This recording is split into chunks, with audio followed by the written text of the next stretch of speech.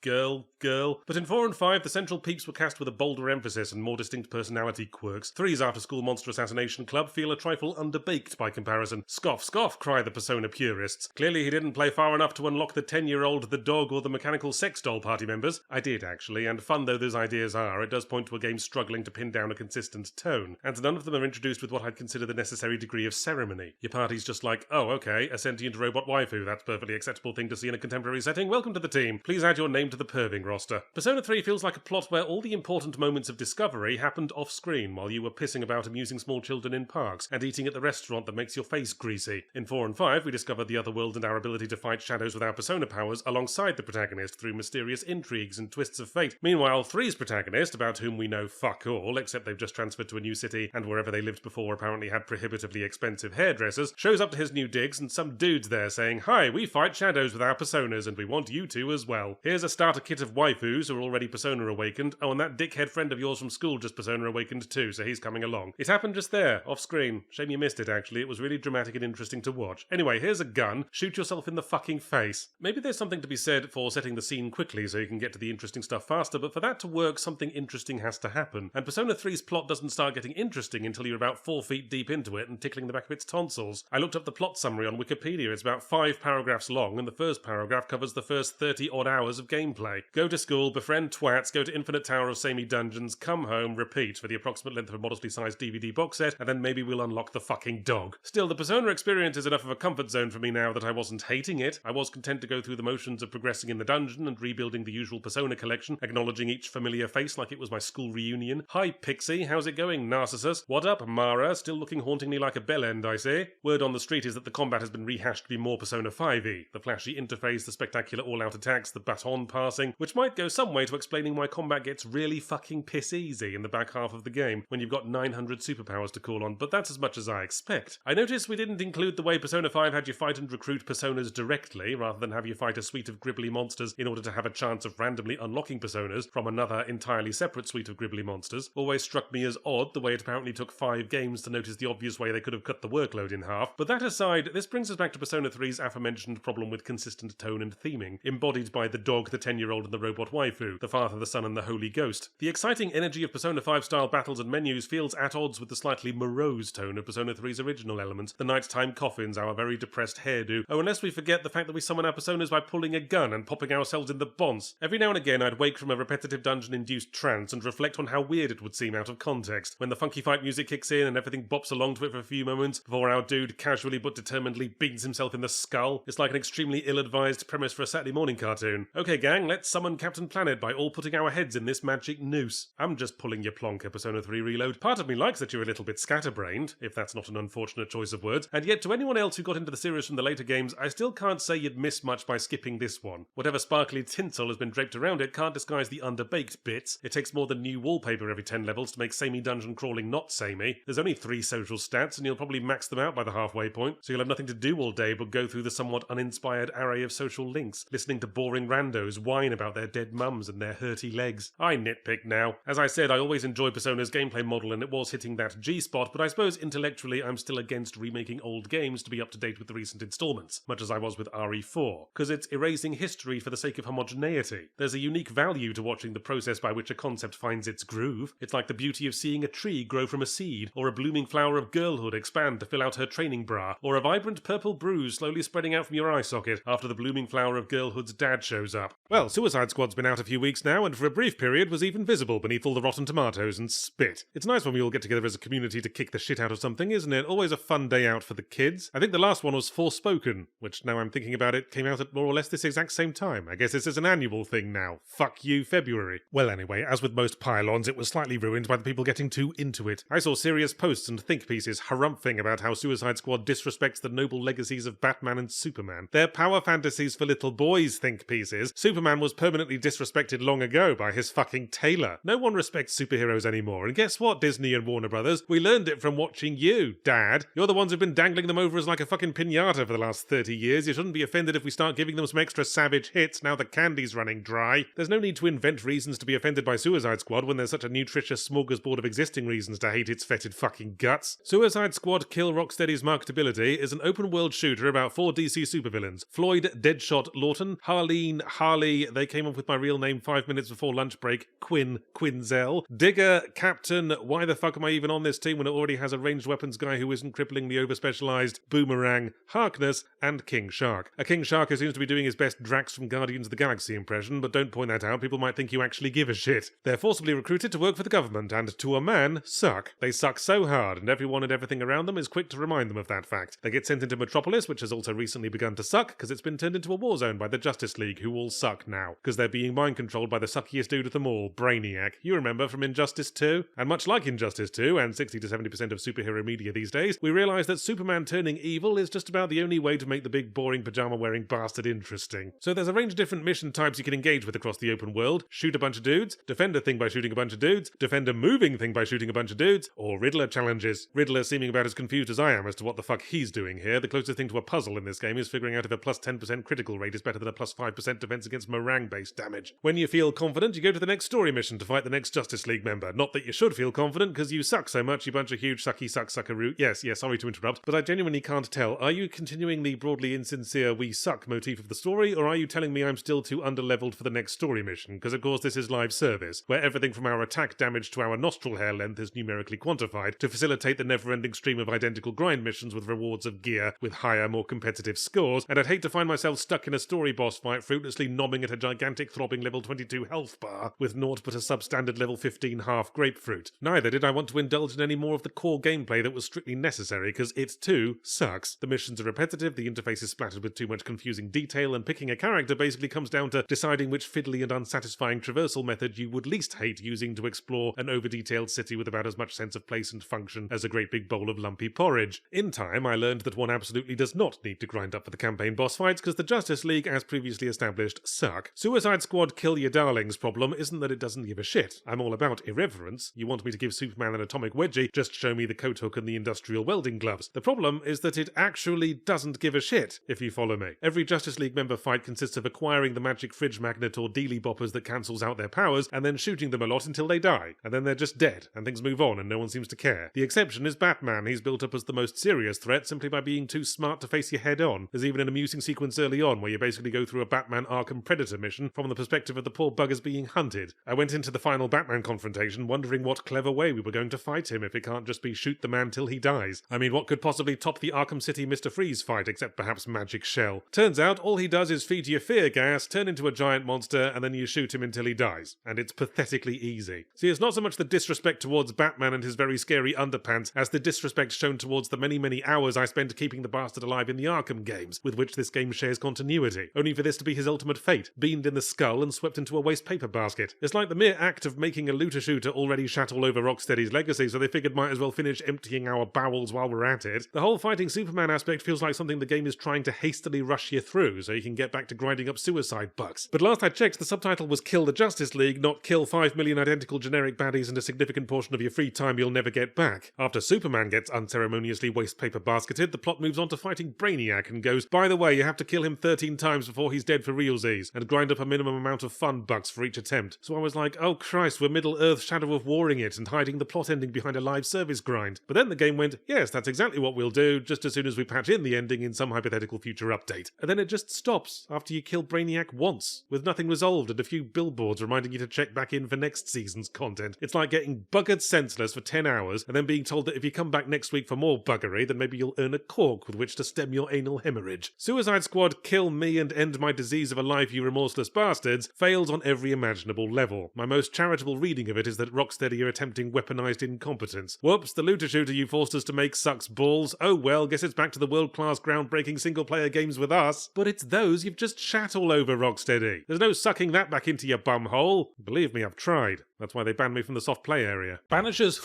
Ghosts of New Eden, comes to us from the bods who brought us Vampire. That game from a few years back, you may recall, was a gloomy, slightly overambitious open-world action RPG centered around the dodgy moral dilemma and unavoidable token combat, about as fun as squeezing pus out of a semi-healed wound and using it to fill out your tax return. So Banishers has come a long way since then. It's about a different standard Halloween monster now. See if you can guess which one. It's set in a Puritan settlement in 17th century New England. Bearing that in mind, what specific variety of standard Halloween monster do you think we'll be mostly concerned with? Think carefully. What kind of supernatural entities are 17th century Puritans famous for overzealously hunting, in the sort of hunts certain former presidents have a tendency to ceaselessly bang on about? That's right.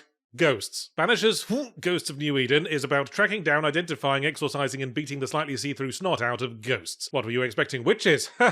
Don't be silly, there aren't any witches in Banishers, Ghosts of New Eden, except for several. Oh, and some of the ghosts are ghosts of witches, but come on, it's 17th century New England. A few of them were going to be anyway, that's just statistics. Our two protagonists cover pretty much the entire spectrum of race, gender, and competence. Antea Duarte, experienced Cuban ghost hunter, and her Scottish apprentice, Red Rory McCreef, a rambunctious rogue resigned to regularly ruffle roticisms with his rubric. Antea and Red have that rare dynamic in games, an actual established couple, rather than boy and girl thrown together by circumstance whose firm mutual contempt is one climax and beautiful sunset away from clumsily transitioning to Snogtown north of Titgrope. These heroes are in a loving, mutually comfortable relationship between equals, so you know what that means. Things are gonna very swiftly go to shit. They show up to the colony of New Eden, which in terms of tempting fate is a name right up there with Nothing Bad Ever Happens Hereville, to exorcise the evil ghosts who are bringing the property values down, only for things to inevitably barrel shitwards when the main ghost, not strictly a witch but definitely witch adjacent, proves more powerful than they thought, leaving Red half dead and Antea all the way dead. But Antea comes back as a ghost so she can guide Red across the island through a bunch of easier training exorcisms before they jump straight to the final exam again, and from this springs the central dilemma. At the end of their journey, will Red exorcise Antea and send her spirit on in accordance with his duty as a banisher, or will he try to bring her back to life with a forbidden ritual that entails murdering a bunch of people?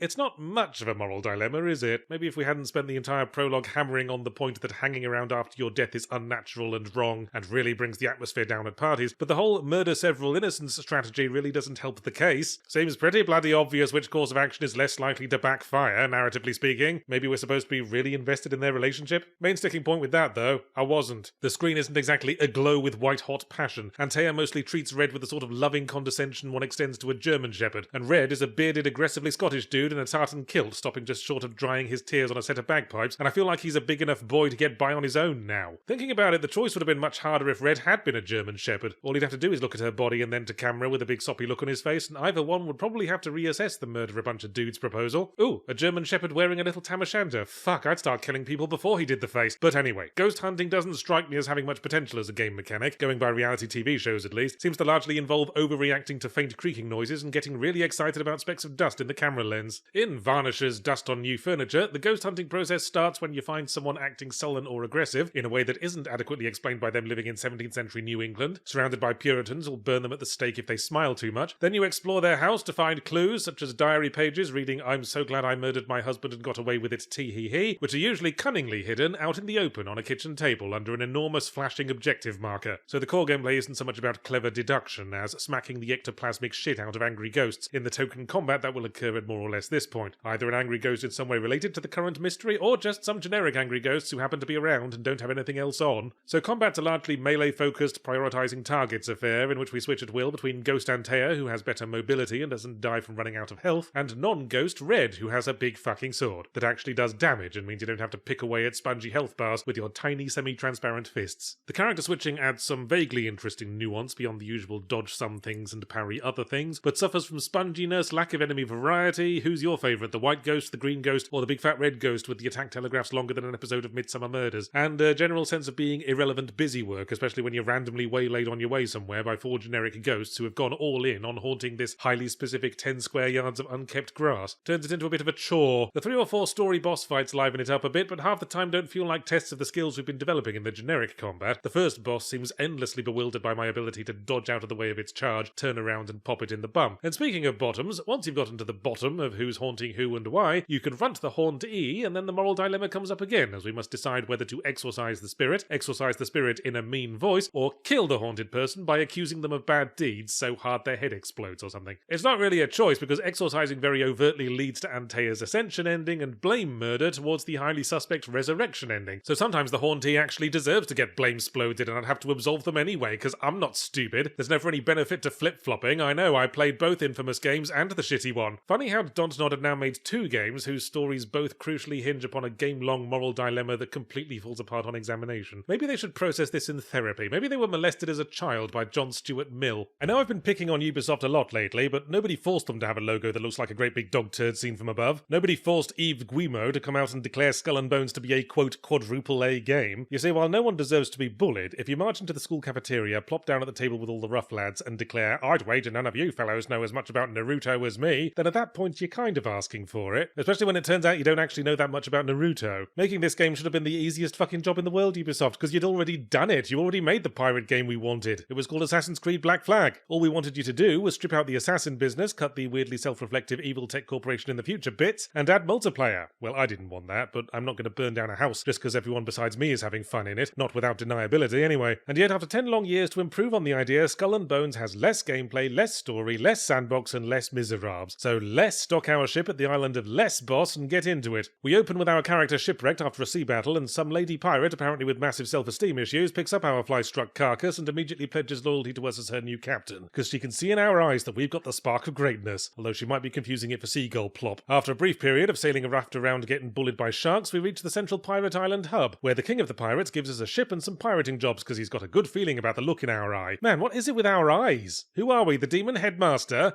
Yes, I do get off on making references most people won't get. I'd already had the first major disappointment by this point. Here's a list of things you can do with your ship in Black Flag. Sail it, run around the deck, have cool sword fights on it, climb the rigging, dive into the sea while your crew take the piss, etc. Here's a list of things you can do with your ship in Skull and Bones. Sail it, and don't sail it. When you dock at an outpost, your character just clicks their heels together and teleports to the shore, and considering all you can do is jog from one vendor to another and can't even jump on top of their desk and pretend to defecate on their cash register, it might as well have been a fucking menu screen. Maybe this is my fault for expecting too much. I'm sure working multiplayer into the established formula would have added a lot of hidden complications. Even letting us dive into the sea would add legions of extra steps if it's other players who have to be the ones taking the piss. I guess on that note, one thing you can do on land is admire the custom avatars of other players, but I swear every single other fucking player in this game was wearing the same outfit. Tricorn hat, eye patch, overcoat. The moment I realised that, I ran to the cosmetics shop and traded my own tricorn hat, eye patch and overcoat for a colourful stripy shirt, shorts and a silly red hat, and spent the rest of the game running around looking like Ness from Earthbound. So that's the first paragraph of Skull and Bones' suicide note. The core gameplay is just ships. Ship movement and ship combat. If you want epic sword fights while drenched in pitiless spray, you're gonna have to go back to taking showers with your brothers. Ship movement consists of pointing to where you want to go and waiting. Waiting a little bit less if you have stamina, and more when you've run out. Hold up, question from the floor, Skull and Bones. Why does my ship have a sprint meter? And why is it restored with food items? What, are we climbing down to the figurehead and shoving pancakes in its mouth? Gosh, if only sailing ships had some bespoke movement system that one could craft unique traversal gameplay around. Wind, you say? Nah, I don't know what the wind's doing in this game. I think it's got ADHD. It keeps randomly changing direction every 30 seconds like a long-term Ubisoft project. As for what you do once you get to places, of course we're not getting out of here without doing some fucking crafting, so we park next to the coast and gather bits of wood and ore with a sort of logical opposite of a fishing minigame, so that we can craft the better cannons that make us tough enough to go to the next area with the slightly different bits of wood you need to craft the next kind of cannon. It's annoying having to keep sailing right up to the coast. More often than not I crash into it because we can't just stop when we say stop, which I'd put down to being a sailing ship, but the same thing happens when you're on foot. Our dude has to awkwardly shuffle forward a few steps like he's trying to find purchase on a floor covered in executive cum. But resource gathering is made even more annoying by the inventory management. The contextual prompts seem convinced we want to pick up every sweet wrapper and bit of floating twig before the actually important stuff, and inventory is limited by both weight and item slots for some reason. Our cargo can be a fraction of our ship's maximum weight, but if it consists of 50 different pieces of paper, whoops, no zinc ingots for you. Eventually I determined it wasn't really worth resource gathering from coasts when it's a lot more fun and on brand to pirate them from outposts and merchant ships. Yeah, it pisses off their faction, but the factions forget all about you after about 10 seconds. Maybe they have trouble telling the player characters apart as well. And it's the combat where things finally get interesting. Again, less interesting than it was in Black Flag. You can board enemy ships that you've weakened, but then the game remembers it doesn't have hand-to-hand combat, so it just goes, yeah, you won. It sank somehow. Move on, no need to dwell. But it still got something. The game came alive for me when I was doing a rum-running side mission. Fast travel was disabled and I had to make a grueling journey across stormy open seas, harassed by privateers the whole way. It was thrilling as I desperately tried to line up my cannons with the enemy as the sea rolled and thrashed like an insomniac's honeymoon bedspread. But I finally arrived at port, battered but exhilarated, to receive my just reward, 25 premium coins, to put towards eventually buying a 200 coin hat, exactly the same as the standard hats, but a more prestigious colour. Meanwhile, the actual story missions are usually go to place for bog standard ship fight. The big baddie we've been building up for the last 6 missions is on the other ship, you say, all very aggressively being not visible and not saying anything. Ooh, don't you just hate the smug bastard? In summary, if you're into online piracy, in a thematic sense I should say, just play Sea of Fucking Thieves. That's what makes this even stupider. Ubisoft had not only already made the game, they had a rival showing them exactly how to do it. They had a white stick and a guide dog and a fucking head-mounted sonar device, and they still walked straight off the fucking gangplank. Certainly is quadruple A. Absolute aggravated anus acne. As a dad, I'm very fond of driving, because it reminds me of how I used to have actual control over my life. You've got a big throbbing machine under you, responding to your every whim, even if you still haven't figured out how cruise control works, the open road rolling away below you, and the kids are literally strapped down and unable to complain as you drive off a pier into the sea. Which is one kind of Pacific Drive, but not the Pacific Drive we're talking about now. A new indie game that's like the point where Jalopy meets Stalker Shadow of Chernobyl if they use Subnautica as a condom. And for those of you waiting for the Emperor Nero thumb up or thumb down so they can get back to their busy life of glamorous premieres and diplomatic functions, Pacific Drive is a game that I do like, because it reminds me of that part of driving where reality starts melting around you and you have to put your foot down to escape the bouncing robot hedgehog things, which is my other favourite part, but my wife always has to be a buzzkill and grab the wheel and nag me to get my narcolepsy looked at. So this is a game that's going to be tough to explain. You're a dude driving a car.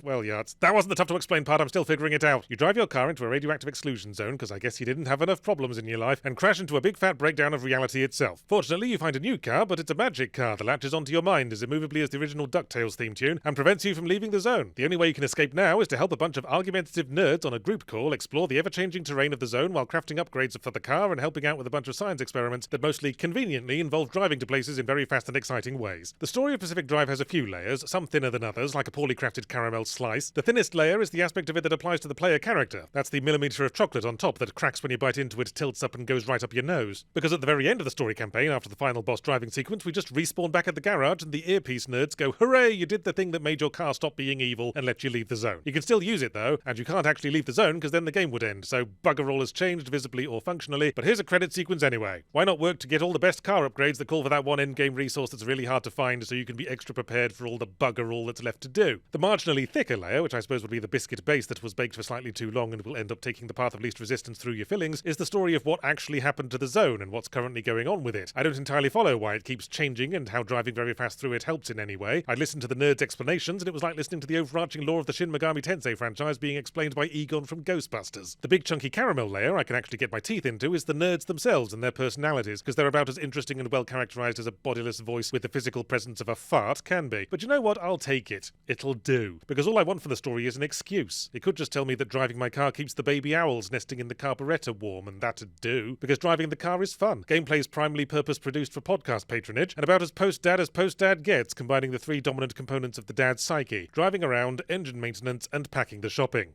Oh, and nuclear disasters. You head out into a randomly generated map, plan your route to the exit road, and enjoy a nice Sunday drive through the countryside, pausing at houses and parked trucks and quietly weighing up if it's worth the effort to park, break in, and chainsaw all the electronics for parts like an extremely eager bailiff who didn't hear the instructions properly. Are you enjoying this nice relaxing drive, player? Certainly am, game. I just found a free spare bumper that I can fit in the trunk if I turn it sideways. Glad to hear it, because now we're going to the next area where the roads are littered with exploding electrified mannequins, stone pillars rain from the sky, and half the roads are flooded with lakes of radioactive baby puke. Well, I'd complain, but my doors just fell off, and I need to decide if I'm going to stop to glue them back on in the middle of this Costco parking lot full of giant pulsating gummy bear erections. See, it's the same blend of long chill-out periods broken up by sudden apocalyptic violence that sells Elite Dangerous, or the process of buggering every single animal in a zoo. I admire the way the game resisted the temptation to have combat to focus on testing your driving skill, although you do occasionally have to crowbar acidic hedgehogs off your bumper like dried snot off a shower wall. It's never not exciting when you decide to end your current shopping trip and have to floor it to the exit portal as reality begins to collapse, probably because it seems like you have less time than you actually do. A yellow ring appears on the map and starts shrinking, and the first time I realised I wasn't going to outrun it, I was about ready to brace myself for a vengeful recently buggered elephant experience, but then it went, oh no, I'm just the yellow ring, the red ring is the one that sodomizes, yeah, he's coming next, but running away from me was pretty exciting up to now, huh? So in retrospect, it's not a hard game. I never once died or failed a single run, but it always felt like I was escaping by the last wrinkle of my foreskin, and that's what counts. Then in between runs, you fix up the car and prepare tools and supplies in your home base, but don't panic, the extent of the engine maintenance is as follows. Do you have an engine?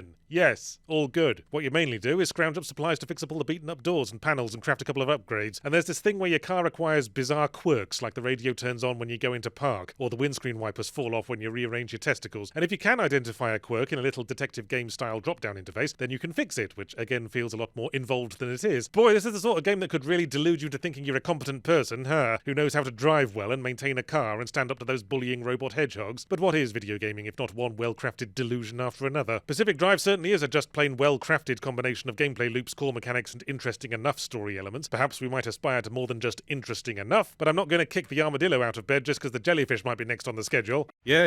Ooh, Yahtzee, where's Final Fantasy Rebirth? Where's Dragon's Dogma 2, Yahtzee? Yahtzee, what's this strange lump on the back of my neck? Look, I'm not a fucking vending machine that dispenses videos when you load cream eggs into the slot. I'm also not a skin specialist, but that looks like an epidermoid cyst to me. I've been away. I was at DC filming D&D. Then I was at SF filming GDC. Now I'm in dire need of some TLC at the YMCA. But I did manage to play through the obligingly brief Alone in the Dark, a new addition to the IP that somehow managed to become bankable while sidestepping the usual requisite of having at least one half-decent game attached to it. The original was a pioneer, yes, arguably the first 3D survival horror, but in retrospect the characters all look like aborted Lego projects on a clashing rug and animate like they're trying to sneak across the moving walkway at the airport with sticks of butter strapped to their feet. Alone in the Dark, the New Nightmare in the PS1 era was probably the best, if only because it was smart enough to just rip off Resident Evil the whole way. Then there was that creatively spirited but unwittingly camp PS3 era revival, and finally Alone in the Dark Illumination, which was a half square of crinkly and expensive toilet paper to a long neglected and dried out dingleberry. So maybe in the name of clearing the slate, a remake for the first game is just what the IP needs. Perhaps I should say reimagining to appease the reword pedants. Despite the opening premise of coming to a 1920s Louisiana mansion in search of a missing relative and getting embroiled in unspecifically Lovecrafty shenanigans, Alone in the Dark 2024 goes in entirely entirely its own direction after that, which again is probably for the best, but the direction they've picked is the crowded 8-lane highway signposted the usual Resident Evil 4 thing. So you know what that means, over-the-shoulder aiming and contextual button prompts up the bum, which is practically how close some of them have to be before Edward Carnby will finally consent to press A on them. Oh yeah, you also have the original game's choice between two protagonists, Emily Hartwood or Edward Carnby. Edward Carnby being just about the only consistent presence between Alone in the Dark games. I mean, some of them aren't even about being alone, or in the dark. Edward's also as consistent as he's ever been, in that he's a white dude. Disappointingly, he doesn't have that razor-sharp moustache he had in the original that meant he couldn't go swimming without also going spearfishing, but, you know, reimagining. He and Emily show up to Dissetter Mansion to find that it's gone all Shutter Island on us and is now an asylum for a load of suspect Depression-era weirdos, who proceed to suspiciously weird all over us as we search for Emily's uncle, who it turns out has been using Lovecrafty magic to create weird pocket dimensions based on his memories, possibly so the orderlies couldn't catch him having a sneaky wank, and Emily and Edward keep finding themselves slipping into these places to have fights with generic cribbly monsters that probably represent the dude's sneaky wank-based paranoia or something. But Emily and Edward are just like champs. There's a cutscene where Emily returns to reality after fending off hostile wank monsters in hallucinatory New Orleans, and immediately starts awkwardly flirting with a passing convenient flapper. The protagonists are consistently a bit ahead of me, story-wise. They'll be talking to the Doctor character, who couldn't be more obviously villainous if he had a Fu Manchu moustache with a strangled kitten dangling off both ends, and Edward will be like, "But what has this got to do with the convent?" And I'll be like, "What convent? Where's this convent shit coming from?" Turns out that it was mentioned in one of the random documents I'd picked up earlier. Bold of you to assume I actually read those, Edward. Sorry, but I'm typically motivated more to explore the intriguing horror mansion than I am to sit in a quiet corner reading the fucking newspaper. Show don't tell, as the exasperated stage manager said to the socially oblivious can-can dancer. But let's stop flicking at the earlobes and really dig that Q-tip in. There's only one fairly important question hanging over a horror game. Is Alone in the Dark 2024 scary? No, not really. It's fallen into the Silent Hill Shattered Memories trap. If monsters only show up in certain parts of the game, then we can skip merrily through the rest of it without a concern in our hearts, gleefully flinging unread documents in our wake. When you are in combat, it isn't terribly inspired. There's a pistol, there's a shotgun, there's a drum magazine Tommy gun that kind of breaks the difficulty, but what can you do? The Tommy gun is to Depression-era settings what Harley Quinn is to any DC Universe property. People complain if you don't put it in. There's also melee combat, but some gleeful imp replaced all the weapons with breadsticks that snap after 2 or 3 hits, although the protagonist's technique probably doesn't help, as they tend to wave the things around like they're teaching a Dalek how to swing dance. There's also contextual, throwable items in the environment, which are occasionally Molotovs and ostensibly light enemies on fire, although it looks more like they've just put on delightful little orange ballet tutus, and are really efficient for making you nostalgic for the really good fire physics from the identically titled game from 15 fucking years ago. But most of the time, the throwables bounce off enemies like crumpled paper balls off a stupid dog's face. The game tells you to use them as distractions, so you can stealth past the dudes, but I know stealth games, and you, Alone in the Dark, are no stealth game. Sneaking past dudes just means having to deal with them later when you get spotted further down the line and get swarmed by everything on the map like you're the last chocolate biscuit at a Weight Watchers meeting. And besides, oh yeah, that's a real terrifying monster you got there, Mr. Horror Game, staring idiotically at a bit of wall because I just hefted an egg carton at it. You're gonna have to do better than that to stand out. What else you got? Do you like puzzles, Yart? Sure do. Do you like jigsaw puzzles with a maximum of 9 pieces? Oh yes, they keep my 4-year-old occupied while I do grown-up things like crosswords and rewiring electronics. Don't suppose you've got anything like that? No, it's mostly baby jigsaws, but you have to rotate the pieces sometimes. Yeah, I think the word I'm going to write on the sign nailed to the top of Alone in the Dark 2024's cross is uninspired. Uninspired combat, uninspired puzzles, a plot that's all over the place, and characters I just can't get in sync with, and not just because I've never worn a trilby or unironically addressed a woman as Dame. What? That's a fedora. Sometimes I lick the underbellies of sugar gliders for an illicit sexual thrill.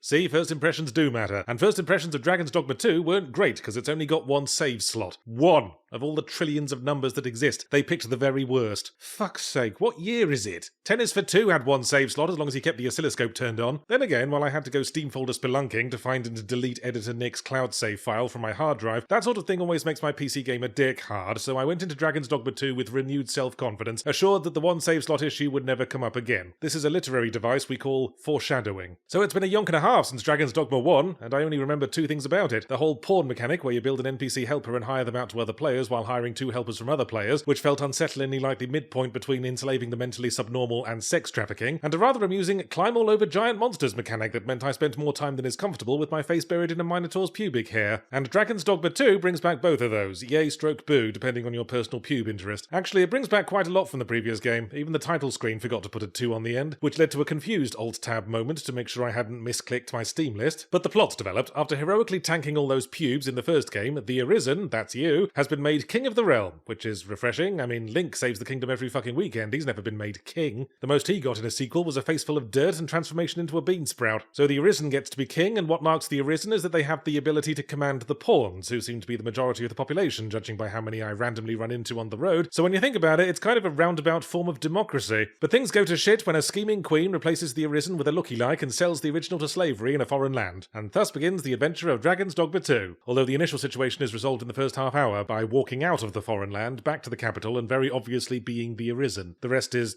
paperwork. The story might sound full of epic themes and intrigue, but it's being pushed through the filter of the characters, and that's like pushing a hearty steak dinner through a tennis racket. Most of the time you're only ever around pawns, who are a bunch of tiresome suck-ups exclusively communicating in robotic repetitions of the patently bloody obvious. You are running low on backpack space. Having backpack space means you can carry more things. You are striking me about the head and face with a blunt object. This will ensure I sustain severe brain damage. Truly the wisdom of the Arisen knows no slib blurble glop. Except imagine all of this with every other word replaced with ought as a sort of cheat sheet Mad Lib version of Shakespearean dialect. Not that the ostensibly non-porn NPCs do much better on the AI front. Dragon's Dogma has ambitions to be a systems-driven Skyrim-like open world, and such things tend to be admirable from a broad viewpoint but fall apart in the small details. So I'd see a palace guard resolutely staring into space as 3 feet away a noblewoman furiously pogos up and down in a futile attempt to bypass a waist-high railing. But who cares about what's going on in Castletown? Let's go adventuring. Good idea, Yahtzee. Now here's 3 critical path missions where you have to sneak into the castle and collect incriminating evidence. You seriously expect me to sneak now, game?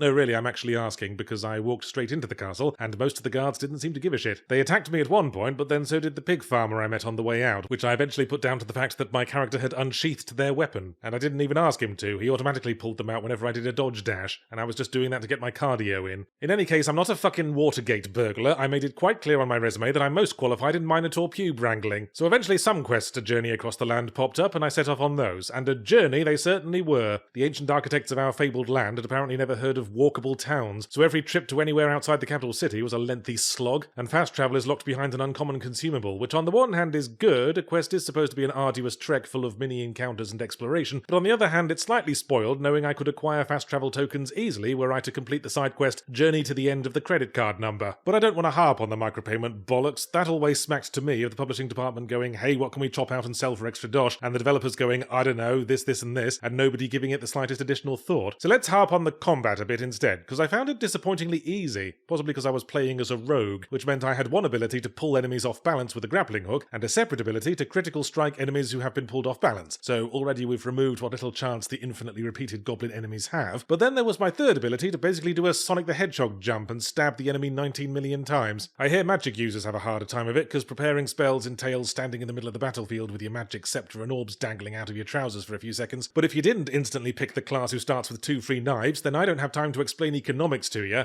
Not that the game was a cakewalk, some of the boss fights presented a difficulty spike. In fact, I was dying to one a couple of times, and quicker with each attempt, and I wondered why, until I noticed that every time I reloaded a save, a big chunk of my max health was getting cut off. Yeah, that's going to help a struggling player, isn't it? Telling them to try again, but this time with their legs hacked off at the knee. Do you even know what the word save means? Because I'm feeling distinctly unsaved by this feature. Whatever, the game also had an option to return to the last in save, so I figured fuck it, I'll tank the walk back. But when the screen faded back in, I was like, what? Where the fuck's this? This isn't the last in I saved at. This was like 4 or 5 hours ago. Oh no. Oh no, no, don't you fucking autosave, you single save slotted slattern! Fuck! I took a moment then, staring at my character's twitching buttocks, contemplating the afternoon I'd just had stolen from me, and eventually reached my conclusion. Suck a dick, Dragon's Dogma 2. You weren't much fun, and you've got all the personality of a wooden cutting board in unflattering underpants, so inhale the nearest convenient phallus to hand. Gosh, that's always liberating to say, especially when you know you can spend the rest of the work week breaking in your new inflatable sex doll, which you'll be interested to hear, Capcom, has 3 slots. Hello and welcome to my review of Final Fantasy VII Remake Episode 2. Oh, sorry, I must have briefly flashed into a fucking sensible timeline for a moment there. You know what, title namers? You win. Words officially don't mean anything. Future video game academics will just have to intuit that Rebirth is the sequel to Remake somehow. Guess they could always look it up, but words don't mean anything anymore, so they'd have to use the new bullshit decimal system, where it's filed under mangrove underpants.catalepsy. Right, sorry, got it out of my system now. So, having progressed through a hearty 0.5% of the original game's plot and Final Fantasy VII Remake Episode Spooge, Final Fantasy VII Remake Episode Dingbat opens with Cloud Strife, Mr. T, Manic Pixie Dream Girl A, Mr. T's dog, and Manic Pixie Dream Girl B, embarking upon what was originally the middle third of the game, which, speaking as someone with still only a passing acquaintance with the original, seems to have consisted largely of pissing about. There's a scene early on where Manic Pixie Dream Girl B, the wholesome one, not the one who dresses like a CrossFit-themed dominatrix, gleefully does a little skip and goes, "That's the first step on our new journey." And I very clearly remember yelling at the screen, "Journey to where? To do what?" We have a vague notion that our goal is to stop Sephiroth, but we don't know how to do that or where the bugger is. The most reliable method we've had for fighting him so far is to feed Cloud expired prescription meds until he hallucinates him again. There's a bunch of weird pale blokes in robes congregating towards something, and Cloud gets it into his head that they'll lead them to Sephiroth, but they could also be dehydrated Emperor Palpatine cosplayers for all the evidence presented. I do note that following them just happens to take us through a luxury cruise, a beach resort and a theme park, at every one of which the Manic Pixie affiliated portion of the entourage goes, "Oh hey, well, since we're here, yeah, good hustle, girls. I've tried that one a few times. No, really, this vat of ice cream is totally a business expense, Nick. It's research for the next time I review a Kirby game." So for a large part, the plot of Final Fantasy VII Kumquat feels directionless and lacking in urgency. It's Persona 3 syndrome again, where the first 900 hours of gameplay is summarised in one paragraph of the Wikipedia plot summary, and the lack of prevailing wind, combined with the commitment to adapting the goofier elements of the original, does tend to fuck up the emotional tone. There's a subplot in the mid-game where Barrett has to confront a former comrade who's gone insane with grief and PTSD and ends up having to put him out of his misery, and it's actually tragic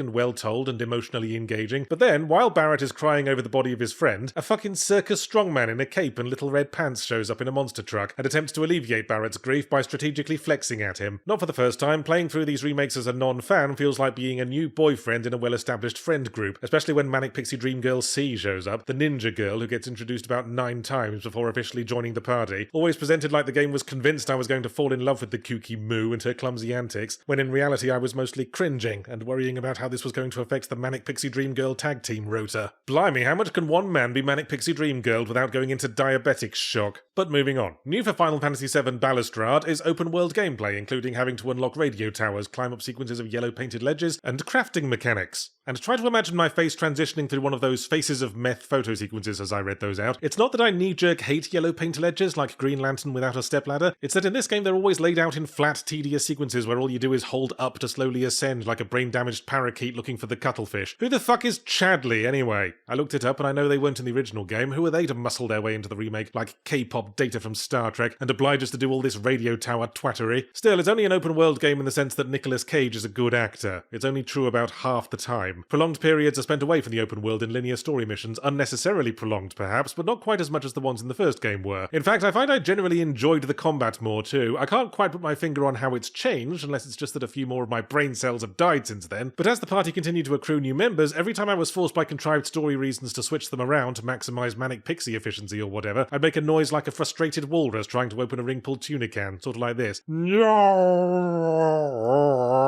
Because I knew it meant having to spend another 10 minutes in the fucking menus, swapping their materia around, spending their upgrade points, managing equipment, making sure none of them have pooey nappies. So that was annoying, but that's only for combat, and combat seems to be something Final Fantasy VII porridge only falls back on when it can't think of another bloody minigame. In the Grand Final Fantasy VIII tradition, one of the main side activities is an anomalously popular collectible card game, and I tend to avoid such things in RPGs because inevitably they'll explain the rules, and inevitably I'll listen with my mouth hanging open and the Inspector Gadget theme tune running through my head, and then after the tutorial, never play it or think about it again. But then there's a whole chapter of the Critical Path devoted to a tournament of this fucking game that I had to opt out of, and when I heard the incredulous voice of the tournament manager asking if I was really quitting, my stubborn pride forced me to back down and learn this stupid card game I didn't find fun, just so an NPC wouldn't make a disappointed face. Probably a me problem, but it's just the start of the minigame safari. There's motorbiking, chocobo wrangling, rock'em sock'em robots, dolphin riding, a veritable buffet of rhythm challenges, although now I'm thinking about it, the original was about as rife with minigames and tended to be much worse at explaining them. In fact, cards on the table, lol. I enjoyed playing Final Fantasy VII Remake Part Knickerbocker more than I enjoyed Final Fantasy VII Remake Part Jockstrap, and probably more than I'd enjoy playing the original, but I still don't like it that much. The way we speed from concept to concept, indulging 500 different game mechanics and story elements, makes the game feel a mile wide and an inch thick. And every time one of the Manic Pixie Dream Girls emphasises their feelings by holding up 2 fists under their chin and doing a little partial squat, it really looks like they're farting. I don't want to get drawn into another tiresome some argument over whether South Park is still or was ever good. Sure, its habit of aloofly dismissing both sides of most societal issues as, quote, gay, comes across a little tone-deaf in this day and age and as the work of a bunch of detached rich man-children who clearly don't have enough problems in life. But it was a product of that pre-9/11, pre-financial crisis era when American society in general didn't have enough problems in life, and there's something to be admired in its consistency.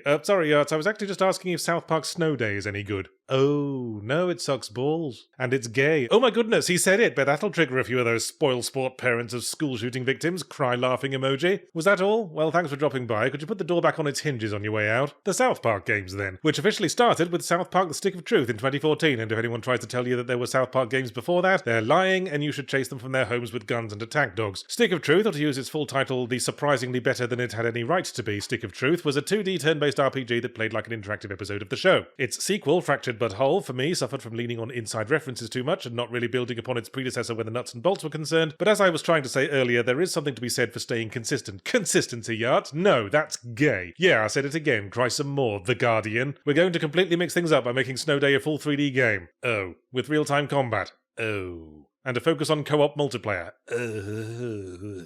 Yart, stop incrementing random vowels. I can't help it, an established single-player franchise suddenly pulling out a co-op-focused sequel is one of the lead-ups to Armageddon in the Book of Revelations, just between war in the Middle East and the election of the Antichrist. And anyway, the real strength of the South Park games is the way the show's creators are hands-on with them, so they benefit from authentic, witty dialogue. Please specify your preference for size of sarcasm quotes. But as many a Spider-Man game can attest, the marriage of witty dialogue and real-time combat does not make for wet patches on the bedsheet. Turn-based combat gave the last two games a reliable pace, with plenty of pauses into which verbal gags could more happily be inserted. In real time, you tend to end up hearing the same lines over and over again, with all comic timing lost, as the punchline is drowned out by an ill-timed crunch of punished testicles. So with Snow Day, South Park is throwing away its major strength right off the bat, and then there's the fact that while the deliberately lazy paper cutout visual style might be very effective at both conveying the mood of an irreverent, crude cartoon show and irritating Mr. Jeffries the art teacher, as a vehicle for real-time combat, then surely it would be too difficult to read. Once you go past a certain degree of stylization, an NPC could be launching towards you for an affectionate cuddle, or to push your eyeballs out through the back of your skull. I mean, my visual style works well enough to deliver gags, and is easy to knock out during my brief windows of consciousness, but I wouldn't use it for a combat engine, because there's no visual difference between a character winding up a punch and saluting a Nazi. So even sight unseen, I had my misgivings about a full 3D real-time combat-based South Park game. Remember the terrible N64 don't remember it, because it didn't exist. But even I was surprised by how many layers of dog shit awaited me in Snow Day, like extremely suspect puff pastry. The plot is, a freak snowstorm hits South Park and all the kids are off school doing that town-wide LARP from the first game, and you once again take up the mantle of the new kid to help unite the main characters and their armies against the common threat and end the endless winter, blurring of reality and fantasy, COVID lockdown references, slightly sophomoric fixation on poo-poos, blah-de-blah-de-blah. Or perhaps I should say new kids, plural. That's how you can tell it's co-op focused, because everyone seems to have gotten the wrong kind of snowblind and keeps talking like there's more than one of you. This always annoys me, because it puts a game's narrative element on the wrong foot. I'm special, damn it. I'm a super special boy who will do great things and possesses basic sentience and can pull off facial hair really well. I know, because my mum told me, and I demand to be treated as such. But while the new kid in the previous games was a protagonist and leader, in Snow Day they more take the role of hatchet man and town bitch, while only the established characters are allowed to actually participate in what story can be injected between the tedious slugfests like intramuscular steroids. In the final mission, it's the four leads who identify the villain, try to reason with them, realise that only a final climactic encounter will save the town, and as the cutscene fades out, they turn to the new kid and all but word for word say, "Right, now you go do the boring part." The new kid is excised altogether from the ending cinematic, presumably they're busy off-screen having an extremely heated phone call with their agent. Oh, and when I say final mission, I mean mission 5. That's all you get. Although that might be for the best, since they've run out of ideas by mission 2. Who'd have thought that a game about fighting off hordes of identical champagne corks exclusively in outdoor snowy environments would struggle to be visually interesting? Oh, and of course combat is hard to read and looks like a heated argument taking place in a punnet of button mushrooms. That much I expected. I didn't expect the interface to be so crap as well. All default Windows fonts over plain rectangles. I didn't expect the game to occasionally freeze mid-combat for 30 seconds, to yell the word bullshit and show us the enemy activating a pathetically ineffective special attack in a highly cinematic and notably unskippable way. The core combat gives you a choice of over 2 melee weapons.